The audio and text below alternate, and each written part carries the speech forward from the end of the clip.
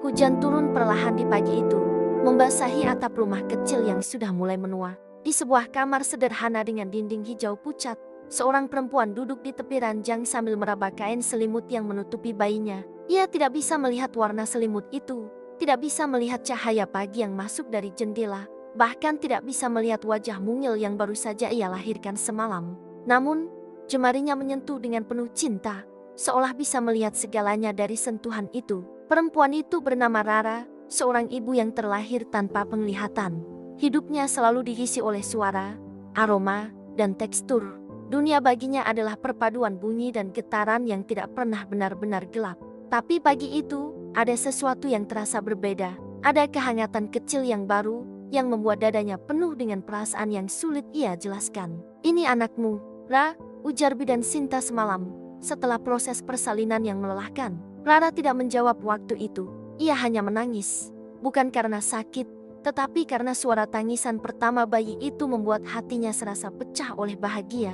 Kini, setelah semalaman hampir tidak tidur, ia masih belum bisa berhenti menyentuh pipi kecil itu. Setiap lekuk wajah bayi itu sudah ia hafalkan.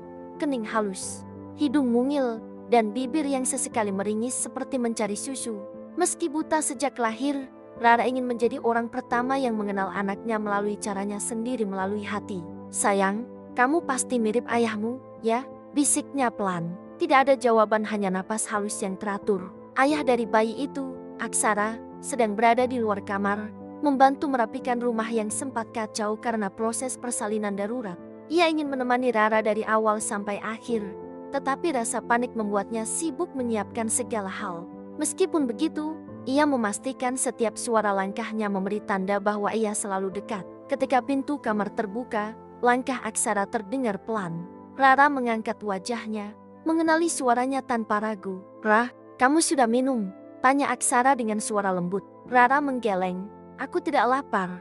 Aku cuma ingin memastikan dia tidur nyaman." Aksara tersenyum-senyum yang Rara tidak bisa lihat, tetapi bisa ia rasakan dari tarikan napas lelaki itu. Ia mendekat, duduk di samping istrinya, lalu menatap bayi yang masih memejam. "Kau tahu," ujar Aksara sambil mengusap rambut istrinya, "semua orang bilang anak kita cantik. Mirip kamu." Rara tersenyum tipis. "Aku ingin membayangkannya, tapi aku hanya bisa meraba." "Kamu tidak perlu melihat untuk mengenali anakmu," balas Aksara, menatap wajah istrinya penuh cinta. "Kamu sudah hafal dia, bahkan sebelum dia lahir." Rara terdiam sebentar, seperti sedang memikirkan sesuatu yang hanya ia mengerti. "Aksara, aku takut." "Takut apa?" "Takut tidak menjadi ibu yang cukup baik karena aku tidak bisa melihat. Takut suatu hari dia bertanya kenapa wajahku tidak bisa menatap balik. Takut membuatnya malu." Aksara segera menggenggam tangan Rara. Genggamannya kuat, hangat, dan meyakinkan. "Dengar," ujarnya, "cahaya tidak selalu datang lewat mata. Anak kita akan tumbuh dengan melihat ketulusanmu, bukan penglihatanmu. Dia tidak akan pernah malu. Dia akan bangga punya ibu sekuat kamu." Rara menggigit bibir menahan haru. Kata-kata itu seperti memasuki ruang terdalam hatinya. Bagian yang selama ini selalu ia kunci. Ketakutannya tidak hilang, tetapi sedikit demi sedikit melemah. Bayi itu tiba-tiba bergerak, tangannya terangkat pelan seperti mencari sesuatu. Refleks, Rara mengambil tangan kecil itu dan meletakkannya di pipinya. "Ini Mama, Nak," katanya, suaranya bergetar. "Walau Mama tak bisa melihatmu, Mama tahu wajahmu di sini." Ia menyentuh dadanya. Di hati, Aksara menunduk, mencium kepala istrinya. Tidak ada kata yang ia ucapkan, tetapi kehangatan pelukan yang menyusul adalah jawaban dari semua kekhawatiran. Di luar, hujan mulai reda, digantikan cahaya matahari yang malu-malu menembus jendela. Suara burung-burung kecil terdengar, seolah ikut menyambut kehidupan baru di rumah itu. Pagi itu, di kamar kecil dengan dinding hijau pucat, keluarga kecil itu memulai bab pertama dari perjalanan panjang mereka. Sebuah perjalanan tentang cinta, ketabahan, dan cara seorang ibu buta melihat dunia melalui hatinya. Beberapa minggu telah berlalu sejak kelahiran bayi kecil itu. Rumah sederhana Rara dan Aksara tak lagi sunyi seperti dulu. Tangis bayi, suara botol yang jatuh, dan tawa kecil Aksara semakin sering terdengar. Namun, perubahan itu bukan hanya membawa kebahagiaan tapi juga tantangan yang perlahan-lahan mulai terasa. Bayi mereka diberi nama Naila, nama yang berarti pemberian dan keberuntungan. Bagi Rara, nama itu terasa tepat. Naila adalah pemberian yang Tuhan titipkan kepadanya tanpa ia minta. Tetapi ia syukuri setiap detiknya. Namun meski hatinya penuh cinta, Rara tidak bisa menutupi rasa cemas yang semakin sering datang. Dunia menjadi berbeda sekarang. Sebelumnya, ia hanya perlu mengurus dirinya dan sesekali membantu pekerjaan ringan di rumah. Tapi sekarang, tangannya harus belajar lebih cepat, pendengarannya harus lebih peka, dan langkahnya harus lebih hati-hati. Suatu pagi, saat Aksara pergi bekerja, Rara mencoba menyuapi Naila sendiri. Ia mengandalkan suara gesekan sendok di mangkuk sebagai patokan. Tangannya gemetar pelan saat ia mendekatkan sendok itu ke mulut Naila yang kecil. Naila merengek, "Tidak sabar, maaf sayang, Mama masih belajar," bisik Rara sambil tersenyum canggung. Tiba-tiba, sendoknya miring, bubur jatuh ke pipi Naila. Bayi itu langsung menangis kencang. Tangisannya menggema di seluruh ruangan, menusuk telinga Rara yang sudah sensitif. Rara panik. Ia meraba pipi Naila, menyadari bubur yang lengket itu. Tangannya bergerak sedikit terlalu cepat, membuat Naila semakin menangis. Sayang, jangan menangis. Mama di sini," tapi suaranya sendiri terdengar goyah, hampir seperti hendak menangis. Rara tidak melihat ekspresi anaknya, tidak tahu seberapa marah, lapar, atau takutnya bayi itu. Yang ia dengar hanyalah suara tangis panjang, dan itu cukup menghancurkan hatinya. Dalam keputusasaan, Rara memeluk Naila lebih erat, berharap kehangatannya bisa menenangkan. Untung saja, pelukan itu membuat Naila perlahan berhenti menangis. Meski napas kecilnya masih tersengal, Rara menyandarkan dagunya pada kepala bayi itu, menahan air mata yang sejak tadi menggantung. Apakah ini salah satu momen yang nanti akan membuat Naila kecewa padanya? Siang harinya, Aksara pulang lebih cepat. Begitu masuk rumah, ia melihat kamar berantakan, botol susu terjatuh, dan Rara sedang duduk termangu sambil menggendong Naila yang sudah tertidur. "Ra, kamu gak apa-apa?" Aksara langsung duduk di samping istrinya. Rara terkejut sedikit, lalu mengangguk, tapi suaranya pelan, hampir tak terdengar. Aku takut tidak bisa mengurus Naila sendiri." Aksara meraih tangan Rara dan menggenggamnya. "Kamu sudah melakukan semuanya dengan baik. Tadi aku malah menjatuhkan bubur ke wajahnya. Dia menangis lama sekali. Aku bahkan tidak tahu apakah dia kesakitan atau cuma marah. Aku ini ibunya, Sar, tapi aku tidak bisa melihat dia." Kali ini air mata Rara turun tanpa bisa ia cegah. Ia merasa rapuh, merasa gagal. Aksara menarik Rara ke pelukannya, membiarkan istrinya menangis di dadanya. Semua ibu pernah melakukan kesalahan. Bahkan ibu yang bisa melihat pun bisa membuat anaknya menangis. "Kamu tidak sendiri, tapi aku berbeda." "Tidak," potong Aksara tegas. "Yang membuatmu berbeda adalah caramu mencintai Naila. Kamu mengenali dia lewat sentuhan, bukan penglihatan. Itu kekuatanmu, Rara, bukan kelemahan." Rara tidak menjawab, tetapi tangisnya perlahan mereda. Ia hanya menempelkan wajahnya di dada Aksara, mendengarkan degup jantung lelaki itu. Ritmenya menenangkan, seperti nada musik yang selalu membuatnya merasa aman. Setelah beberapa menit, Aksara berkata, "Mulai besok, aku liburkan pekerjaanku beberapa hari. Kita belajar sama-sama. Aku bantu kamu hafal posisi barang-barang, supaya kamu lebih mudah bergerak." Rara tercengang. "Kamu benar-benar mau untuk kalian berdua?" "Selalu." Rara tersenyum kecil, senyum yang tulus, meski masih diselimuti rasa takut. Tapi kali ini, ada secercah keberanian baru yang muncul. Malam itu, ketika Naila terbangun dan menangis, Rara mencoba bangkit sendiri dari tempat tidur. Ia bergerak perlahan sambil meraba tepi ranjang, lalu menuju tempat tidur bayi dengan hati-hati. Ia mendengarkan, amat teliti. Naila menangis tidak terlalu keras. Ada jeda di antara tangisannya. Suara itu ia kenali, tangis lapar, bukan tangis sakit. Rara mengulurkan tangan ke arah bayi itu, meraba perut kecilnya yang bergerak naik turun. "Kamu lapar lagi, ya?" tanyanya lembut. Kali ini, Rara tersenyum lebih percaya diri. Dengan hati-hati, ia menggendong Naila dan menenangkannya. Aksara yang sejak tadi memperhatikan dari pintu kamar hanya bisa tersenyum bangga. Dalam remang malam, Rara mungkin masih tidak bisa melihat apa-apa. Tapi di dalam hatinya, perlahan, sebuah cahaya kecil mulai menyala, cahaya yang membuatnya percaya bahwa ia bisa menjadi ibu yang baik, bahwa ia bisa melewati semuanya, karena yang ia perlukan bukan mata, tapi keberanian untuk terus mencoba.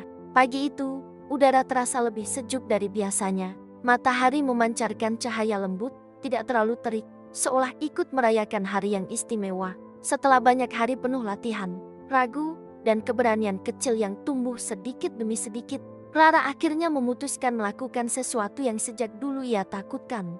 Membawa Naila keluar rumah untuk pertama kalinya. Aksara menyadari ketegangan yang sejak tadi tidak bisa disembunyikan istrinya. Jari-jari Rara meraba tali gendongan, memastikan posisinya benar. Menyentuh pipi Naila berkali-kali, dan menghela napas seolah bersiap menghadapi sesuatu yang besar. "Kamu yakin mau hari ini?" tanya Aksara lembut. Rara mengangguk, meski rahangnya tampak tegang. "Aku harus belajar, Sar. Naila akan tumbuh, dan aku tidak bisa terus bersembunyi di balik rasa takut." Aksara tersenyum bangga. "Kalau begitu, kita lakukan pelan-pelan. Aku ada di sampingmu, dengan hati-hati." Aksara membantu memasukkan Naila ke dalam gendongan yang berada di dada Rara. Sebelum berangkat, Rara meminta waktu sebentar. Ia memeluk Naila, menempelkan pipinya pada kepala kecil itu. "Sayang," bisiknya, "kalau nanti ada suara bising, tolong jangan takut. Mama masih belajar." Naila merespons dengan mengeluarkan suara gumaman kecil yang lucu, seolah memberi semangat. Saat pintu rumah dibuka, angin pagi menerpa wajah Rara. Ia menarik napas dalam-dalam, mencoba menenangkan detak jantungnya yang berdetak terlalu cepat. Dunia di luar terasa lebih ramai dari yang ia bayangkan. Suara motor melintas, ayam berkokok, dan percakapan tetangga yang sedang menyapu halaman. Dahulu, semua itu adalah hal biasa. Tapi kini, dengan Naila di gendongannya, setiap suara terasa seperti tantangan baru. Aksara memegang tangan Rara dengan erat. "Pegang aku terus, ya." Jalan sedikit menurun. Rara mengangguk dan melangkah satu demi satu dengan hati-hati. Setiap pijakan ia rasakan penuh kesadaran. Namun, setelah beberapa langkah, suara seseorang memanggil dari kejauhan. "Rara, itu kamu." Rara mengenali suara itu. Bu Nati, tetangga mereka yang selalu ramah menghampiri. Aksara memberi isyarat agar Rara berhenti sebentar. "Wah, akhirnya keluar juga," ujar Bu Nati dengan suara ceria. "Boleh lihat Naila?" Rara tersenyum sopan. "Boleh, Bu, tapi maaf kalau aku agak kaku. Aku masih gugup." Bu Nati tertawa kecil. "Namanya juga ibu baru, kamu pasti bisa." Tangannya menyentuh tangan Rara sebentar, memberi dukungan. Lalu, ia memuji gemas suara gumaman Naila. "Cantik sekali cucu kamu ini," katanya. Rara tersenyum, tapi dalam hatinya tersimpan sedikit luka karena ia harus membayangkan, bukan melihat. Namun, ia cepat menepis perasaan itu. Ia tidak ingin membiarkan kesedihan mengisi hari pertamanya keluar rumah. Perjalanan dilanjutkan menuju taman kecil dekat rumah. Itu adalah tempat yang Aksara pilih karena teduh, sepi, dan aman untuk berjalan. Begitu sampai, suara burung-burung dan desir angin membuat Rara tertegun. Ia merasakan damai yang tak ia rasakan sejak Naila lahir. "Di sini?" tanya Rara. "Iya," jawab Aksara. "Kursi taman ada di depanmu. 2 langkah lagi." Rara duduk dengan hati-hati. Aksara duduk di sampingnya. Untuk beberapa menit, mereka tidak mengatakan apa-apa. Rara hanya menikmati kehadiran bayinya yang bergerak pelan di dada, dan suara dedaunan yang bergoyang. Namun ketenangan itu tidak berlangsung lama. Beberapa anak kecil di taman mulai berlarian. Suara riuh mereka membuat Naila kaget dan menangis. Tangis yang awalnya kecil berubah menjadi keras. Rara langsung panik. Nafasnya menjadi tidak teratur. "Dia takut, Sar. Dia takut," ujar Rara dengan suara bergetar. Aksara segera menenangkan. Hei, di sini. Aku bantu." Tapi Rara tidak ingin menyerah begitu cepat. Ia mengangkat tangannya, meraba pipi Naila, lalu mengusap punggung kecil itu. Ia mencondongkan tubuh, membisikkan suara lembut sedekat mungkin. "Ses, Mama di sini. Sayang, Mama di sini." Tangannya sedikit gemetar, tapi kehangatan yang ia berikan perlahan membawa Naila kembali tenang. Tangis itu mereda, berganti dengan isakan pelan, hingga akhirnya Naila tertidur kembali. Aksara terdiam sejenak, terpukau. "Rah, kamu hebat," ucapnya akhirnya. Rara tidak menjawab. Ia hanya menghela napas lega, tapi ada kehangatan yang mengalir dalam dadanya, sebuah perasaan yang tidak bisa ia jelaskan. Untuk pertama kalinya, ia tidak hanya merasa seperti ibu yang berusaha, ia merasa seperti ibu yang mampu. Saat mereka hendak pulang, suara langkah-langkah kecil mendekat. Seorang anak perempuan, mungkin sekitar 5 tahun, berhenti di depan mereka. "Kak, kenapa matanya kakak nggak lihat ke sini?" tanyanya polos. Pertanyaan itu membuat Rara terdiam. Aksara hendak menjawab, tapi Rara lebih dulu tersenyum. "Karena mata kakak berbeda," jawab Rara lembut.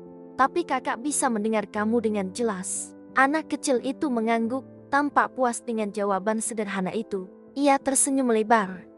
Tapi kakak cantik kok. Rara terkejut, lalu tertawa kecil. Seketika, hatinya terasa hangat. Anak itu berlari lagi sambil melambai. Aksara menatap istrinya, penuh kekaguman. Lihat, dunia tidak sekeras yang kamu takutkan. Rara mengangguk perlahan. Hari itu, ia mengerti sesuatu, bahwa dunia memang luas, bising, dan kadang membingungkan. Tapi ia tidak perlu menghadapinya sendirian. Dengan Aksara di sampingnya, dan Naila di pelukannya, ia merasa bahwa ia bisa melangkah lebih jauh dari yang pernah ia bayangkan. Dan langkah kecil keluar dari rumah itu adalah langkah pertama menuju hidup yang lebih besar untuk mereka bertiga. Beberapa hari berlalu sejak keberanian pertama Rara membawa Naila keluar rumah. Pengalaman itu membuatnya sedikit lebih percaya diri. Ia mulai merasa bahwa dunia luar tidak sepenuhnya menakutkan. Ada suara bising, ada kejutan, ada tantangan, tetapi juga ada kehangatan dan kebaikan yang ia temui. Namun, seperti halnya hidup, tidak semua orang mampu melihat kekuatan di balik kelemahan seseorang. Pagi itu, Rara memutuskan pergi ke warung dekat rumah untuk membeli beberapa kebutuhan Naila. Aksara awalnya ingin menemani, tetapi Rara bersikeras mencoba sendiri untuk pertama kalinya. Aku harus belajar mandiri, katanya. Kalau aku takut terus, kapan aku bisa maju? Meski hati Aksara was-was, ia akhirnya mengizinkan. Tapi ia hanya mengizinkan karena warung itu tidak jauh, hanya butuh 5 menit berjalan. Kalau ada apa-apa, kamu telepon aku, pesan Aksara sebelum Rara pergi. Rara tersenyum. Iya, kamu jangan khawatir. Di perjalanan menuju warung, Rara mengandalkan tongkat kecil dan suara sekelilingnya. Naila berada di gendongan depan, tertidur dengan napas kecil yang teratur. Suara angin dan langkah kakinya sendiri membuat Rara tenang. Namun ketika hampir tiba di warung, ia mendengar suara dua perempuan bergosip tidak jauh dari tempatnya berdiri. Ia tidak bermaksud mendengarkan, tapi suara mereka cukup keras untuk menembus keteduhan pagi. Aku heran, kok Aksara mau? Yah, nikah sama Rara yang buta. Pelan dikit dong. Lah tapi bener, kan? Gimana nanti ngurus anak? Pasti repot suaminya. Langkah Rara terhenti. Ia berdiri kaku, seolah tubuhnya berubah menjadi batu. Kedua perempuan itu tidak sadar bahwa orang yang mereka bicarakan berdiri hanya beberapa meter dari mereka. Yang satu melanjutkan, enteng, tanpa rasa bersalah. Aku sih yakin, nanti anaknya lebih dekat sama ayahnya. Soalnya ibunya kan, ya gitu, gak bisa apa-apa. Kalimat itu menusuk Rara lebih dalam dari pisau manapun. Tangannya yang memegang gendongan Naila bergetar.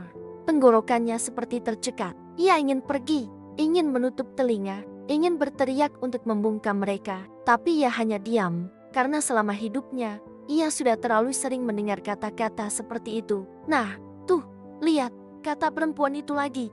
Dia keluar sendiri sambil bawa bayi. Berani juga ya, tapi kasihan kalau jatuh. Kali ini Rara tahu mereka pasti melihatnya. Ia tidak bisa melihat wajah mereka, tetapi ia tahu tatapan mereka tatapan penuh iba yang bercampur dengan meremehkan. Ia menarik napas panjang, mencoba menahan diri agar tidak pecah. Lalu ia meneruskan langkahnya menuju warung. Ketika perempuan itu sadar Rara semakin dekat, suara mereka perlahan menghilang. Mungkin mereka merasa tidak enak, atau mungkin takut. Tapi ucapan itu sudah terlanjur menancap. Sesampainya di warung, Rara sudah hampir tidak bisa menahan sesaknya. Belanjaannya selesai cepat. Namun setiap kalimat yang tadi ia dengar terus memutar di kepalanya. Tidak bisa apa-apa, kasihan, anaknya lebih dekat ayahnya. Semua itu membuat dadanya terasa sangat berat. Ia pulang dengan langkah lebih cepat, berharap rumah dapat menenangkan pikirannya. Begitu masuk rumah, Aksara langsung datang menyambut. Kamu cepat sekali. Kamu kenapa? Rara tidak menjawab. Bibirnya bergetar, dan ia tidak sanggup lagi menahan air mata. Aksara panik. Ia memegang baur Rara. Ada apa? Rara menurunkan Naila perlahan ke tempat tidur bayi, lalu berbalik dan memeluk Aksara sekuat yang ia bisa. Tangisnya pecah seperti sungai yang tak kuat menahan luapan air. Ada yang bilang aku gak bisa apa-apa, Suaranya patah-patah. Katanya aku kasihan, dan Naila pasti lebih dekat sama kamu. Katanya aku sebelum ia menyelesaikan, Aksara memeluknya lebih erat, seakan ingin melindungi Rara dari luka yang tidak terlihat. Siapa yang bilang begitu? Tanya Aksara. Suaranya menahan marah. Dua ibu-ibu dekat warung. Rara terisak. Aku tahu itu cuma omongan. Tapi kenapa rasanya sakit sekali? Aksara menutup mata. Ia tahu Rara kuat, tetapi kata-kata orang bisa lebih tajam dari apapun. Rara, katanya dengan suara lembut namun tegas, kamu bukan tidak bisa apa-apa. Kamu melakukan banyak hal yang bahkan ibu lain tidak mampu. Rara menggeleng pelan. Tapi mereka benar. Kan, aku tidak bisa melihat. Sar, Aksara memegang wajah Rara dengan kedua tangannya. Iya, kamu tidak bisa melihat, tapi kamu bisa merasakan. Kamu bisa mencintai. Kamu bisa bertahan lebih baik daripada siapapun yang meremehkanmu. Rara terdiam. Suaranya pecah lagi. Aku cuma takut Naila malu punya ibu seperti aku. Dengar aku, Ra. Aksara mencium kening istrinya. Anak tidak butuh orang tua sempurna. Anak butuh orang tua yang mencintai mereka. Dan itu sudah kamu lakukan setiap hari. Tangis Rara perlahan melembut. Naila tidak akan malu, lanjut Aksara. Karena dia akan tumbuh dari kasih sayangmu. Dia akan belajar tentang keberanian dari kamu. Dia akan bangga karena ibunya luar biasa. Rara menutup wajah di dada suaminya, meresapi setiap kata itu. Malam itu, setelah Naila tertidur, Rara duduk sendiri di ruang tengah. Ia menyentuh wajah Naila yang damai, lalu memejamkan mata. Aku janji, bisiknya pada Naila, Mama akan kuat. Bukan untuk membuktikan ke orang lain, tapi untuk kamu. Ia mengusap pipi Naila. Karena kamu pantas punya ibu yang tidak menyerah. Malam itu, untuk pertama kalinya sejak melahirkan, Rara merasakan sesuatu yang berbeda. Bukan rasa takut, bukan rasa ragu, tapi tekad. Tekad untuk membuktikan pada dirinya sendiri bahwa ia bisa. Bahwa ibu buta tidak berarti ibu yang lemah. Beberapa minggu setelah kejadian di warung, suasana rumah itu berubah secara perlahan. Rara tidak lagi menutup diri seperti sebelumnya. Ia mulai berlatih lebih banyak menghafal posisi barang, melatih pendengarannya, dan belajar menggendong serta menenangkan Naila tanpa harus bergantung pada Aksara. Meski di dalam hatinya masih tersisa sedikit luka dari komentar menyakitkan itu, ia tahu satu hal, kalau ia menyerah, Naila tidak akan punya contoh keberanian. Namun, hari itu, sesuatu yang lain mengusik ketenangannya. Pagi-pagi sekali, saat Rara sedang menyuapi Naila, gerakan Aksara tampak berbeda. Ia lebih diam, senyumnya dipaksa. Bahkan cara ia merapikan meja tampak gelisah. Rara tidak bisa melihat ekspresi Aksara, tapi ia bisa mendengar setiap tarikan napas yang tidak biasa. Aksara, Rara memanggil pelan. Kamu kenapa? Enggak, jawabnya cepat. Enggak apa-apa, itu jawaban yang terlalu cepat untuk dianggap jujur. Rara terdiam sejenak. Selama bertahun-tahun hidup bersama, telinganya sudah sangat peka pada perubahan nada. Nada Aksara pagi ini terdengar bergetar. Aku gak bisa melihat kamu, Sar, kata Rara lembut. Tapi aku tahu kalau kamu lagi mikirin sesuatu. Aksara berhenti bergerak. Ruangan menjadi hening beberapa detik. Akhirnya ia menghela napas panjang. Maaf, aku cuma lagi pusing sedikit. Pusing apa?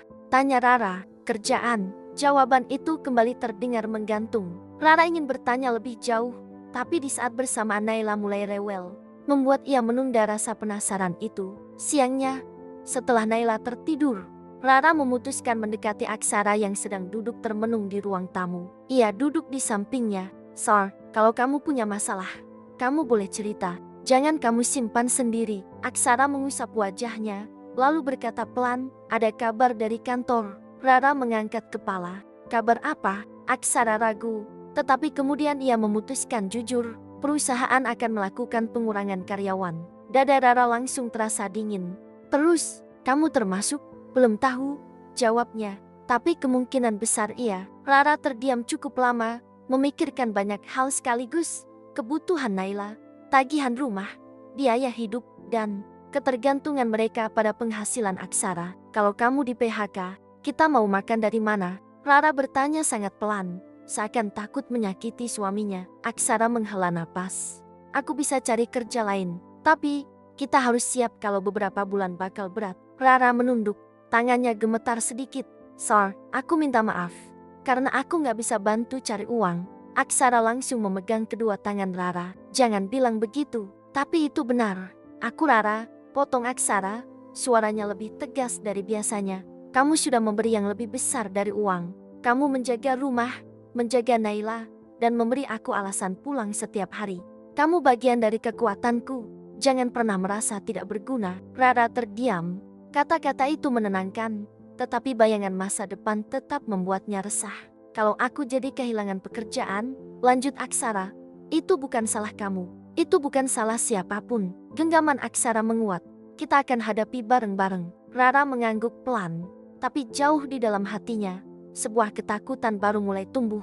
Beberapa hari berikutnya, Aksara sibuk bolak-balik mengurus berkas, menghadiri rapat, dan mencari lowongan pekerjaan lain sebagai antisipasi. Ia berusaha tidak memperlihatkan beban itu ke Rara, tapi Rara merasakannya setiap hari. Ia merasakannya dari langkah kaki yang lebih berat, dari suara pintu lemari yang ditutup pelan, dari helaan napas panjang yang sering ia dengar di malam hari. Dan semakin Rara mencoba membantu, semakin ia merasa dirinya tak berdaya karena keterbatasannya. Sampai suatu malam, saat Aksara sudah tertidur, Rara duduk sendiri di dekat ranjang bayi. Naila terlelap dengan damai, tidak tahu apa-apa tentang kekhawatiran orang tuanya. Rara menyentuh pipi Naila, lalu berkata lirih, "Ma, akan cari cara supaya kamu gak kekurangan apapun." Tapi setelah itu, air matanya menetes tanpa ia sadari. Bukan hanya karena merasa takut, bukan hanya karena merasa tidak cukup, tapi karena ia merasa dunia sedang menguji keluarganya saat ia baru saja mulai percaya diri. Keesokan harinya, saat pagi masih dingin, Rara mendengar suara pintu depan terbuka. Aksara rupanya hendak berangkat lebih awal, namun langkahnya terdengar berat dan tidak bersemangat. Rara segera bangun dan menghampirinya. "Aksara," panggilnya. Aksara menoleh. "Iya, kalau hari ini kamu dapat kabar buruk." Suara Rara bergetar. "Jangan kamu pikir kamu gagal." "Ya," Aksara terdiam. "Kamu sudah bekerja keras untuk keluarga. Kalaupun kamu kehilangan kerjaan, itu bukan akhir. Kita cari cara lain. Aku bisa belajar bikin kerajinan tangan, atau jual makanan kecil. Kita bisa mulai dari kecil." Rara mengucapkannya dengan suara yang berusaha tegar.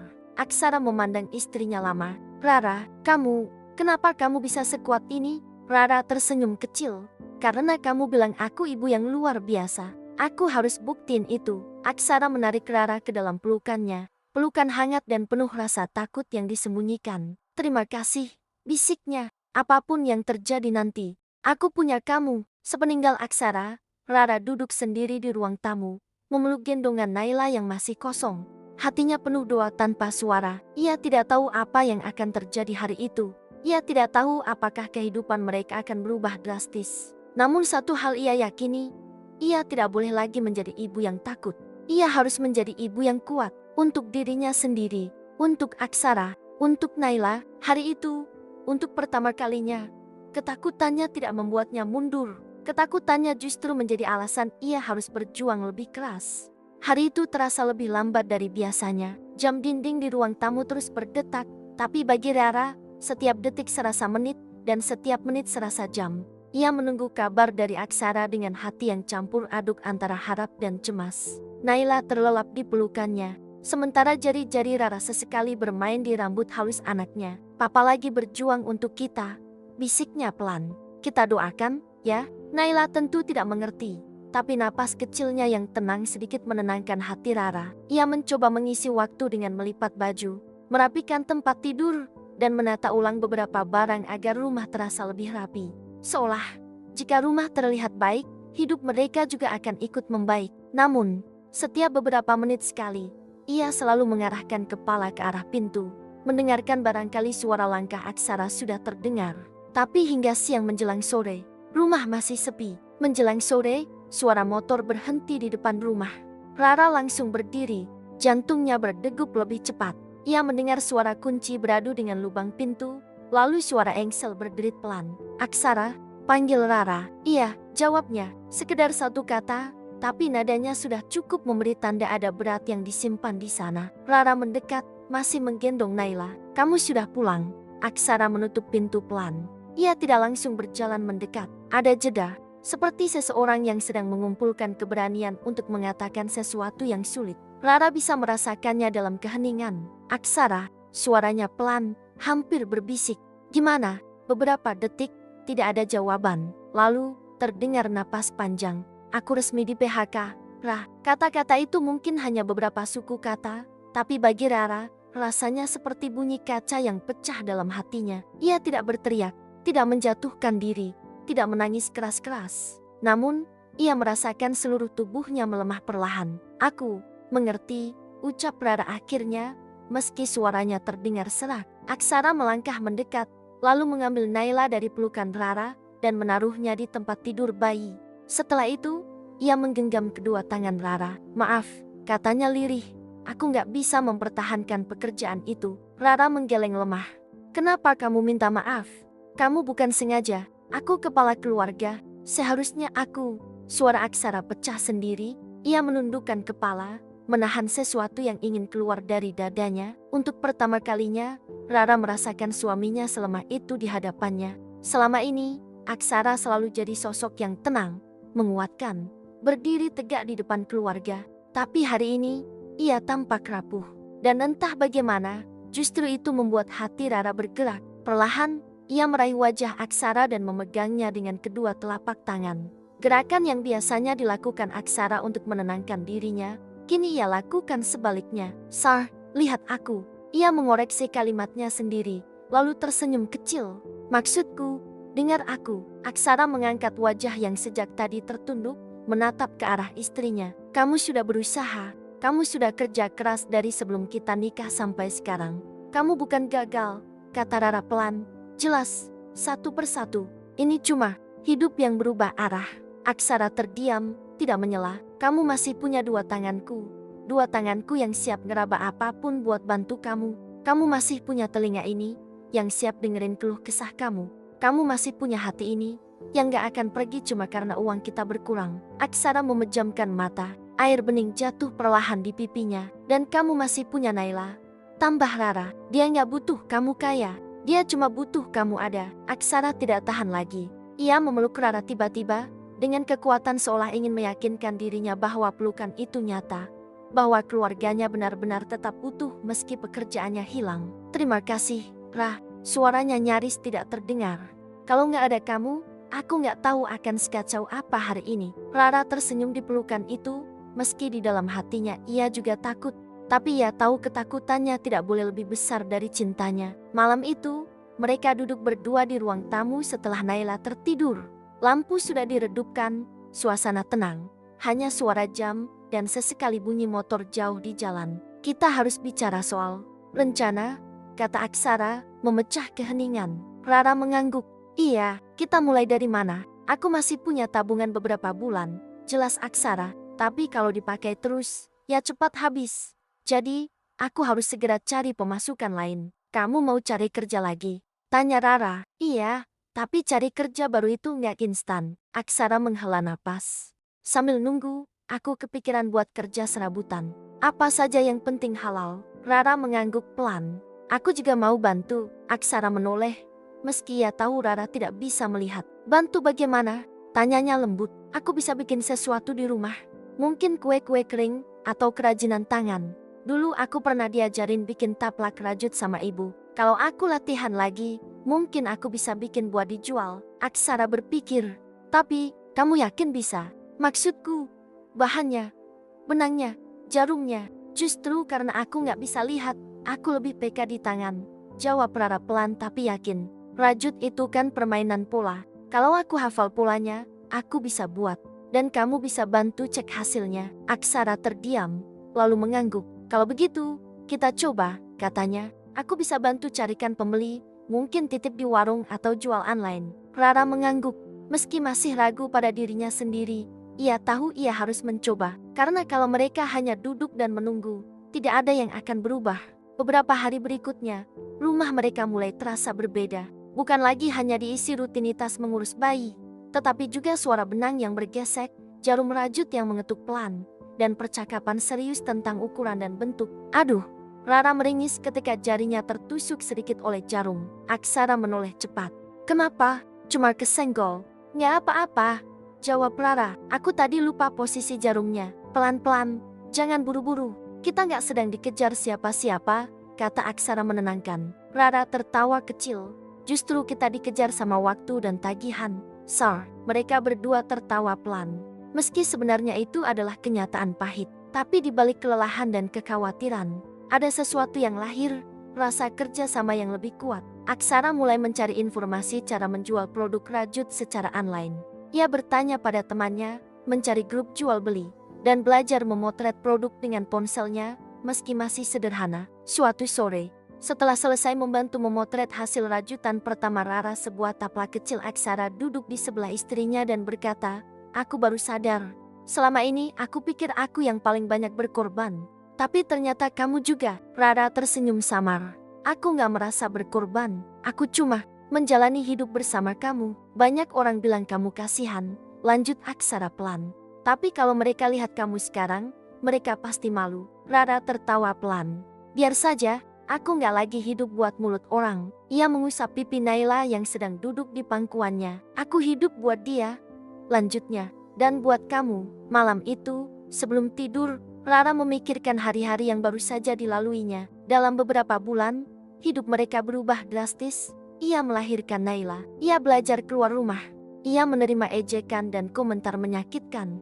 Lalu kini, penghasilan utama keluarga mereka hilang. Tapi anehnya, di antara semua itu, ia tidak lagi merasa seperti perempuan lemah yang dulu sering ia bayangkan tentang dirinya sendiri. Ia sadar sesuatu, bahwa kebutaan bukan akhir hidup, bahwa kehilangan pekerjaan bukan akhir keluarga. Yang benar-benar bisa mengakhiri semuanya hanyalah jika mereka berhenti berusaha. Dan malam itu, sambil mengusap kepala Naila dan mendengarkan napas tenang Aksara yang tertidur di sampingnya, Rara berjanji dalam hati apapun yang terjadi ke depan, ia akan berjalan terus. Walau tanpa cahaya di mata, ia punya cahaya di dalam dada, dan itulah yang akan ia gunakan untuk memandu keluarganya melangkah.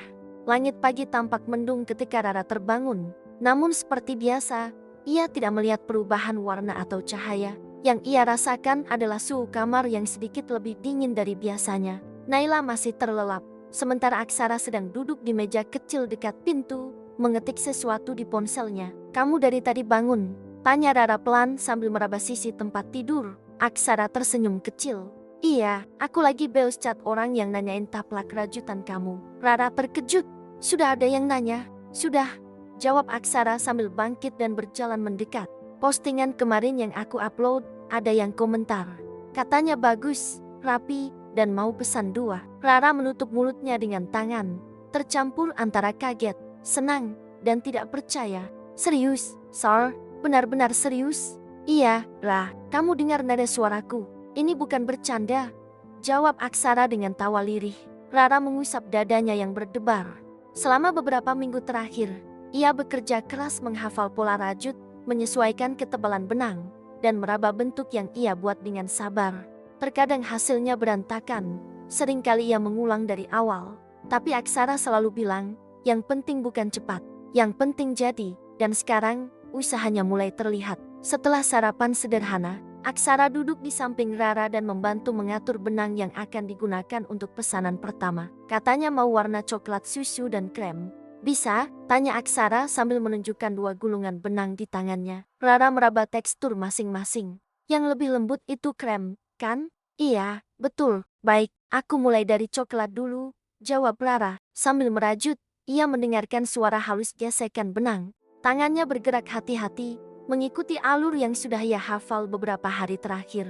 Di setiap gerakan, ada keyakinan baru yang tumbuh dalam dirinya bahwa meski ia tidak bisa melihat dunia, bukan berarti ia tidak bisa menghasilkan sesuatu yang indah untuk dunia. Aksara memperhatikan istrinya dengan mata yang tak bisa menyembunyikan rasa bangga. "Kamu hebat, Ra," katanya tiba-tiba. "Kenapa?" Rara tersenyum malu. "Soalnya kamu jalanin semua ini tanpa pernah mengeluh," jawab Aksara. "Aku yang bisa lihat saja masih sering takut.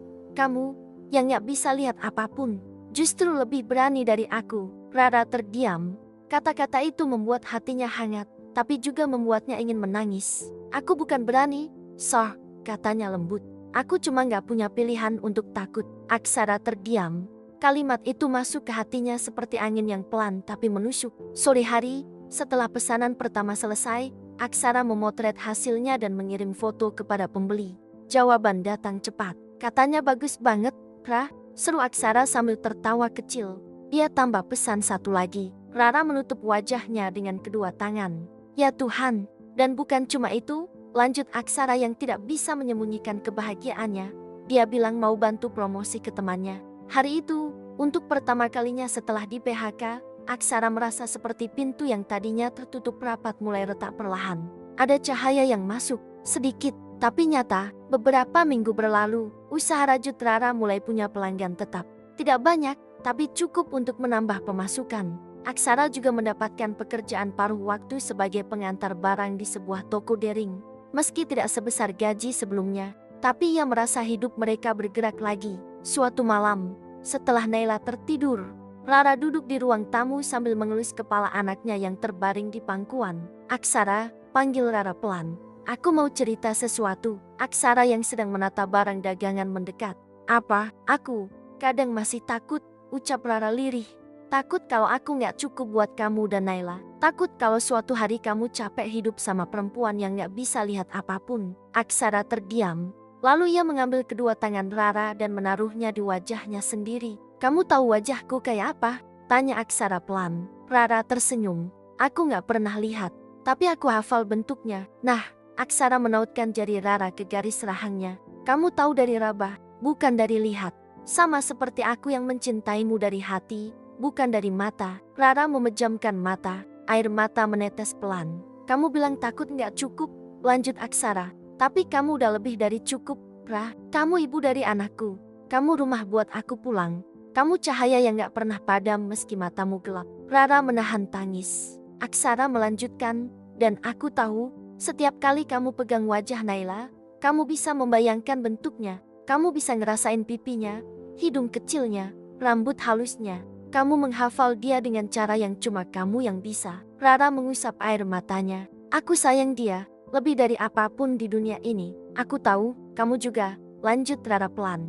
"Aku gak buta pada cinta kamu. Aku cuma buta pada warna dunia." Aksara tersenyum haru. Ia memeluk Rara, mencium puncak kepalanya. Di dalam pelukan itu, Rara akhirnya mengerti sesuatu. Bahwa menjadi buta bukan berarti kehilangan semuanya. Yang hilang hanyalah penglihatan, bukan pengharapan, bukan cinta, bukan kekuatan. Dan justru karena tidak bisa melihat, ia melihat lebih dalam ke hati orang-orang yang mencintainya. Beberapa hari kemudian, mereka menerima pesanan terbesar sejak usaha itu dimulai. 2 lusin taplak rajut dari sebuah toko kecil.